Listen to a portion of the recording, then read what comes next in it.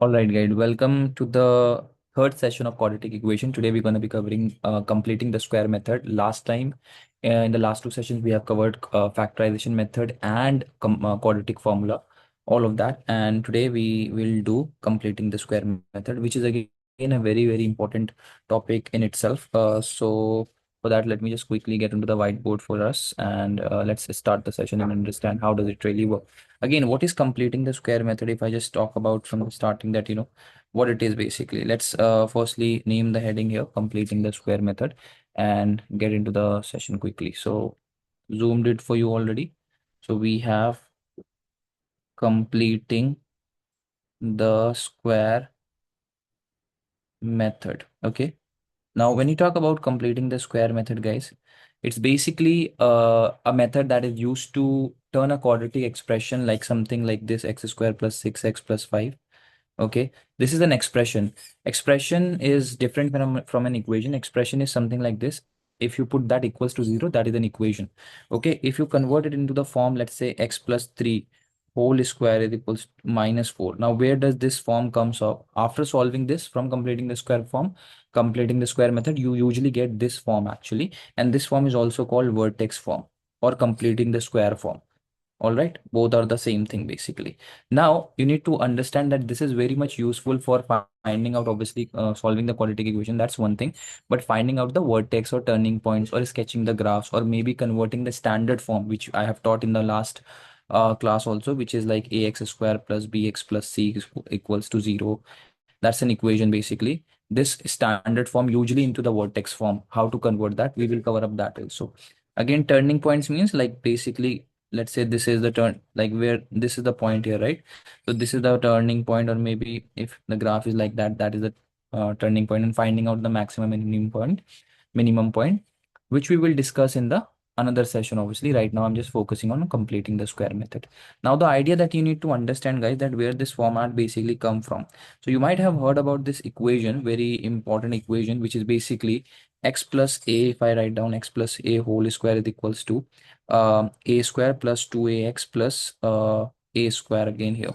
Now this equation that you see over here, this actually comes from the formula, which is a spatial identity. Usually we say that a plus b whole square.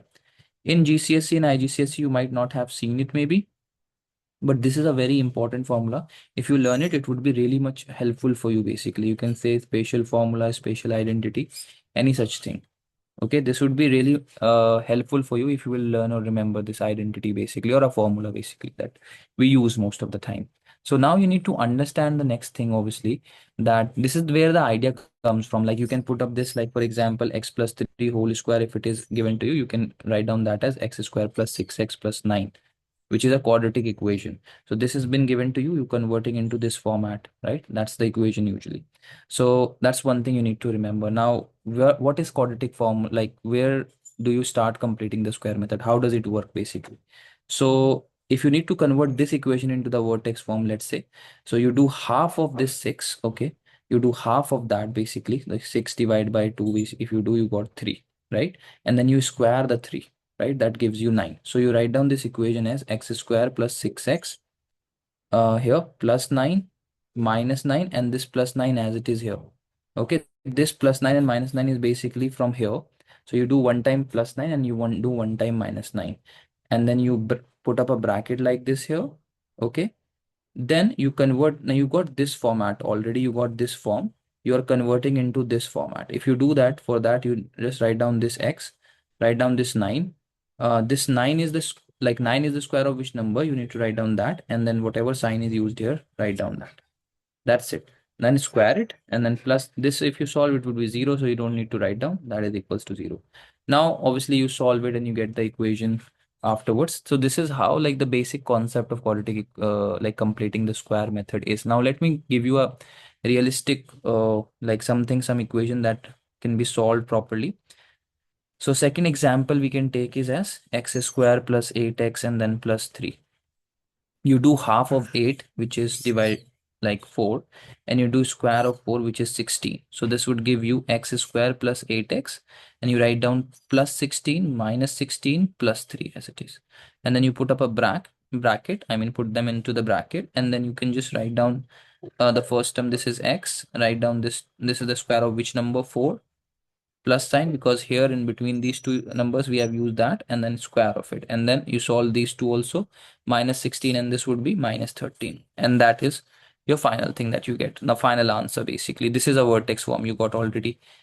Okay, again, if you want to convert it into find out the value of x, you can do it by putting it equals to 0, the equation. This is, I'm just converting the expression into the vertex form, basically, just to show you how to convert into the vertex form or completing the square form. Let me just give you an idea about how to solve a question where we can find out the value of x also, right? Let me give you a quick example. Let's say we have a third example here, which is x square plus 6x plus 5. Okay, here the coefficient is 1 only, as you can see right now. Till now, whatever topics you are like question we are taking, is their coefficient of x square is 1, means whatever is attached to 1 x square is 1 here. Because when you move forward, you will see there is something more we need to do in this specific, like another questions basically that are there.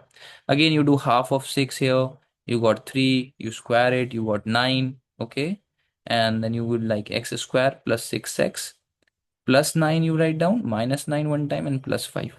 You put up a bracket here. Okay, guys, you write down this, take this x, take this square of which number? 3. Whatever is sign used here, write down that, square it, solve this. This will be minus 4, and you put it equals to 0, because now you need to find out the value of x.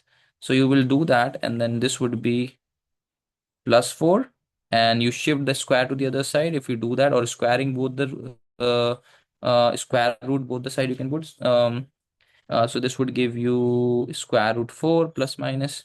So x plus 3 will come out to be plus minus 2. Okay, and then x would be, again you shift the 3 to the other side, that would be minus 3, and that would give you the value of x as 2 minus 3, or x as minus 2 minus 3. So that gives me x as minus 1 here, or x as minus 5 here. So you can see how I find out the value of x, like, two values of x now specifically. Now, very important, guys, for you to know, when the coefficient of x square is not 1. For example, let me give you another question here to understand that better. Let's say we have a fourth question now here. That the question is where we have 2x square plus 8x and plus 1. Guys, very important, when the coefficient means something which is attached to x square is not 1. In that case, what you need to do? The first step is you need to factor out the uh, terms, basically factor out the 2 from the x terms in this case, and especially in this formula. So 2, why 2? Because you only 2 can be factored out from both the x terms, basically. So 2, this is x square plus 4x plus 1, and then you do the same step, you do half of 4, which is basically, which will give you, I think, yeah, 2 here, and then you square 2, which is 4. So this is again 2, this would be x square plus 4x, then plus 4 minus 4, and then plus 1 outside equals to 0.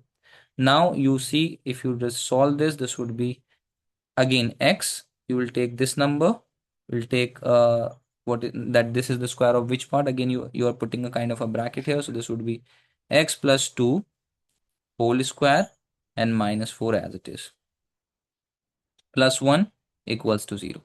Now, if you solve this, guys, what you will be getting is, you will be like, okay, now this 2 is in multiplication with this number and this with this number also. Both the numbers it is getting multiplied. So remember this, not with 1, but whatever inside the bracket is, 2 is in multiplication with that. So you will write down that as, now you just solve it, like this would be equals to 2 times x plus 2 whole square minus 8, because 4 times 2 is minus 8, plus 1 equals to 0. Now you just solve it. This would become 2 times x plus 2 whole square. This would be minus 7 equals to 0. If you want to solve it, you can solve it further, but this is already in the vertex form now. Basically, you take, like, this would be like x plus 2 whole square is equals to plus 7, and then you take divided by 2. This would be x plus 2 whole square is equals to 7 by 2. Let me just scroll down here. 7 by 2, and then you shift the square and do exactly the same method and find out the value of x. This is called completing the square method, guys. In the next session, I will be telling you more such topics like how to graph and stuff, with the help of vertex form, maximum minimum points and all. And for this one again, let me just give you one more question for homework. You can try 2x square plus 8x minus 3 is equals to 0. Try to convert into the vertex form or figure out the value of x. Basically, you will get two values of x. You can pause the video and can do it just the same way like I did the previous one, so that you can understand when the coefficient of x square is not 1, this is how you have to solve this. That's all for the session for today. I'll see you in the fourth video of quadratic equation. Bye, take care. And for any kind of doubt, you can always text or comment and I'll try to help. All right.